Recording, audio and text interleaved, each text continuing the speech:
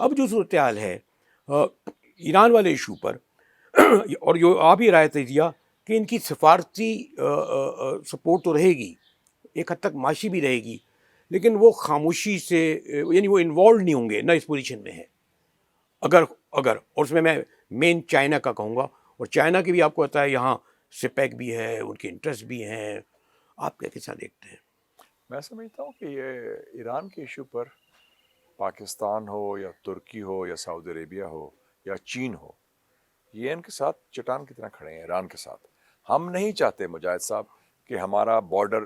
اسرائیل کا بارڈر تافتان آ جائے. اگر خدا نہ خاصا رجیم چینج کی طرف جاتے ہیں تو پھر تو یہی ہوگا نا، وہ شاہ کا بیٹا بیٹھا ہوا ہے اور وہ اس کی تیاری نیتن یاہو کو ملا ہے، وہ وٹکاف کو بھی ملا ہے، تو ان کی تو یہ عزائم ہے. تو وہ تو پاکستان کے لیے تو it will be the disaster. کتنے فرنٹس آپ جیسے آپ نے خود چائنا تک تو آپ کہہ سکتے ہیں، لیکن سوری ٹو سے جو مسلم آپ کی سیکورٹی کونسل میں جو مسلم ممالک ہے، ایون وہ تو فلسطین کے لیے ایک ریزولوشن نہیں پاس کر سکے تھے. اور اس پہ اس میں مجھے ہمیں پاکستان خطرہ یہ عبارت ہے کہ ہوتا ہے. ایران، یہ ٹھیک ہے کہ قطر کسی حد تک نیوٹرلائز ہوا ہے، لیکن آپ سعودی عربیہ کھڑا ہے ایران کے ساتھ، لیکن سعودی عربیہ کھڑا ہے. آپ کو یقین ہے کہ یہ آخر تک کس حد تک کھڑے رہیں گے؟ میری بات ہو رہی تھی ایرانی سفیر کے ساتھ، جی